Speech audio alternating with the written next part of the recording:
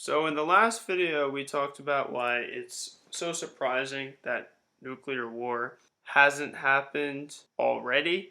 And today I want to talk about why the threat of nuclear war is higher now than it's ever been since the Cuban Missile Crisis. I believe it's a common misconception that the threat of nuclear war decreased dramatically with the end of the Soviet Union and the subsequent end of the Cold War. And maybe that's somewhat true in the 1990s, immediately after the end of the Soviet Union, where tensions probably did decrease, at least in my opinion. But this is mostly just in comparison to the huge increase in tensions, which took place in the 1980s due to huge defense initiatives and, missile defense initiatives as well by the Reagan administration. Their huge quote unquote Star Wars program, trying to build a massive missile defense system to defend against a Soviet intercontinental nuclear attack. Of course, this goes directly against international law signed by the United States, but of course, the United States doesn't care about international laws. At least Ronald Reagan certainly did not. But during the 1990s, the United States and Russia were basically de facto allies, as Russia, was transformed from a communist totalitarian, state to a neoliberal capitalist society, much like the United States. They were opened to foreign investment finally, which is, always the big thing that the neoliberal capitalist societies want. They want foreign investment throughout the world. But in a direct response to the United States encroaching on Russia's sovereignty, or at least how Russia viewed the United States' actions in the region, may or may not be, it may have been justifiable for the United States to do some of these things, like adding Turkey and the Baltic states to NATO. Maybe the United States people here would argue that that was necessary to deter Russia from invading these countries. On the other hand, Russia would say the exact opposite. This is massive U.S. aggression directly on the Russian border. You could say something like, imagine if, this is similar to how the United States was feeling during the Cuban Missile Crisis, where we had this communist outpost directly on the United States border.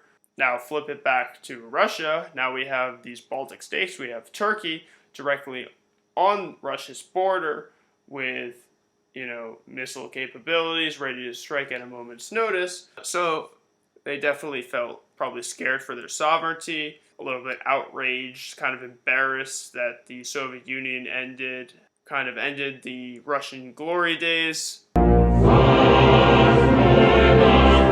And since then, Russia has fallen back to their totalitarian roots, now obviously under control by Vladimir Putin. And in 2012, Russia annexed Crimea from the Ukraine and has since been backing Russian separatist rebels in eastern Ukraine and have been consolidating much of the power that they formerly had in the Soviet Union. They're consolidating power in the Middle East by backing Assad in the Syrian civil war in an attempt to increase their stronghold in the region. Since the fall of the Soviet Union, they've, done horrible things in Chechnya, and, there's many other examples of Russia trying to obtain more power from their former Soviet client states. So I would say the tensions between the United States and Russia, as they stand today, are just as bad, if not worse, than between the United States and the Soviet Union since the time after the Cuban Missile Crisis. Just recently in Syria, you had United States troops in direct conflict with Russian mercenaries. I say recently, this was way earlier than in this year, but still pretty recently in the historic timeline. And of course, you have Russia heavily influencing the United States election, trying to radicalize the population. There's outrage throughout the country over that, I think. Many people feel like it's a direct attack on our democracy. It's kind of hard for the United States to really call out people influencing our elections when we've probably been not even probably, we've definitely been the number one influencer in foreign elections throughout all of world history. I mean, no country on earth has ever intervened in so many foreign elections as the United States has, murdering foreign leaders they disagree with. I mean, we've been influencing nations since the end of World War II, where we invested heavily against the Communist Party in Italy, trying to prevent them from taking power completely democratically. They just happened to be popular, as the communists were viewed as the end to fascism. They liberated much of fascist Eastern Europe and were very popular in places like Italy, France. I mean, there was a Greek Civil War where the Communist Party was trying to gain power. The United States backed instead the far-right military dictatorship. We've done our fair share of election influencing, so maybe it's a bit hypocritical. However, the obvious counter-argument is it was wrong when the United States intervened in foreign elections, and it's still wrong when Russia does it to us. So two wrongs don't make a right. Of course, we should call out the American hypocrisy, but that doesn't downplay the fact that Russia's intervening in the United States elections, and we should try to prevent that, and so on. So I would say the tensions between the United States and Russia remain just as high as they have for the decades prior. And now, here's the thing. It's true that the United States and the Soviet Union each had tens of thousands of nuclear missiles between them, and I think at its height, the United States had about 40,000, and the Soviet Union had about 60,000 nuclear warheads. Yeah, that's an incredibly high amount. And now, between the United States and Russia, we only have several thousand nuclear warheads apiece. But I would say that doesn't actually decrease the threat of nuclear war at all, at least on purpose, because it only takes a couple hundred thermonuclear warheads to create an environmental disaster enough to destroy most of the world's population in a nuclear winter. So just having a couple thousand nuclear warheads, if you're actually willing to launch all of them, is more than enough to destroy the world. I mean, the 40,000 nuclear warheads or the 60,000 nuclear warheads that the United States and the Soviet Union had was enough to destroy the world, dozens of times over. So I don't see how having enough nuclear material to destroy the world a couple of times instead of hundreds of times makes the world much safer of a place. We could still easily destroy all life on Earth. So there's the threat between the United States and Russia, but that's just one piece of the pie. So I would say that's been, somewhat of a constant threat throughout history. But the nuclear threat with other countries has increased dramatically in the last couple of decades. So here's the thing.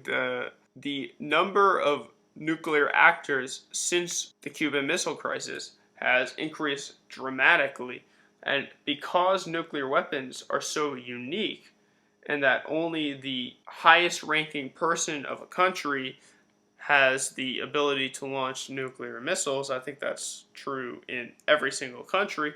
Only the president, dictator, leader of whatever country has the ability to use nuclear weapons. So the more countries that have nuclear weapons, that's the more people who can decide to use them, and the threat just increases like that as well. Because each person could just decide at any moment to go to nuclear war. It only takes one bad actor to start nuclear war, which can potentially destroy the planet. So after World War II, it was decided under international law that only the nations who that only the victors of World War II, or at least the major powers, including the United States, the Soviet Union / Russia, Great Britain, France, and China, would have access to nuclear weapons. So that's what remained for many years. But since then, India, Pakistan, North Korea, and Israel have all obtained nuclear weapons. So I think the threat of nuclear war has really increased because the war between India and Pakistan has becoming very likely. There's been several border incidents throughout this year, all of which could spark a nuclear war at any time. And, even if the United States has no involvement in a war between India and Pakistan, they could still destroy the world in this nuclear environmental crisis. I mean, that's why every country is so heavily involved in nuclear policy, because it affects all people on Earth. So India and Pakistan could go blow each other up, and we may shrug, but we'll be the ones suffering just as much as they are, and so will everyone else on Earth. Now, the fact that Israel has obtained nuclear weapons and has a government that's controlled by far-right extremists right now has been a huge source of tension throughout the Middle East. The Trump administration letting Israel move their capital to Jerusalem, letting them annex parts of Syria, has all led to huge increases in tensions throughout the Middle East. And now the Trump administration has ended the nuclear deal with Iran, and the fact that Israel already has nuclear weapons means it's extremely likely that Iran will obtain long-range thermonuclear weapons in the coming years, which would dramatically increase tensions through the Middle East and around the world over nuclear weapons, and make it far less likely that there will be a decrease in the world's supply of nuclear weapons. Even more troubling, perhaps, is that the Trump administration has given Saudi Arabia nuclear material this year. The Trump administration has been selling tons and tons of weapons to Saudi Arabia, despite Congress trying to end the sale of American weapons to the Saudi kingdom. It would not be surprising at all, and seems pretty likely at this point, that the United States would back Saudi Arabia obtaining nuclear weapons.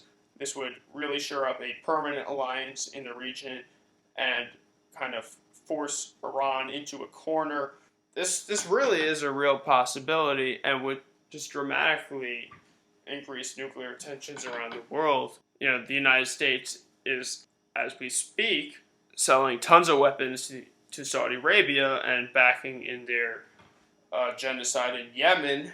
I would speculate that we could very easily see a nuclear Saudi Arabia within the coming decade, especially if Donald Trump wins the 2020 election. And then furthermore, North Korea, which is controlled, of course, by a totalitarian-style dictatorship, has, in the last 2 years, developed long-range nuclear weapons. It is very unlikely that they would be willing to give up their nuclear weapons with the Trump administration breaking the nuclear agreement with Iran. I don't know why North Korea would suddenly trust the United States to uphold a nuclear agreement when we literally just broke one. Similar things have happened with Libya. You hear John Bolton talking about the Libya model. He's talking about putting sanctions on a country until there's a mutiny that murders the leader. That's what happened to Gaddafi. He got stabbed by a bayonet. And that also happened in Libya, where they gave up their nuclear weapons, and just a decade later, a coup was backed by the United States, which murdered the nation's leader. So I'm sure Kim Jong-un is pretty scared of this and very unlikely to actually give up his nuclear weapons, as it's the greatest deterrent of United States aggression and the United States really backing a coup against that country. The same could be said with Iran. So if nuclear war were to break out with any of these powers that I mentioned, even completely unrelated to the United States, it would be a catastrophe around the world. that would do irreversible damage to the planet, would wipe out, most of the working class people throughout the world. Of course, the rich would survive, in their bunkers like cockroaches, as they do. Just kidding, but yeah, the rich would probably survive and leave the poor people to, die in this nuclear winter where there would be hugely scarce resources that couldn't possibly support a world population of 7 billion people. Because of all this, the United States must negotiate with the rest of the world to completely dismantle all nuclear weapons before our species ends itself through nuclear warfare. Let's hope we have time to do this before climate change gives an environmental crisis that's worse than a nuclear winter. Peace to you all, and subscribe for more content similar to this. See you guys.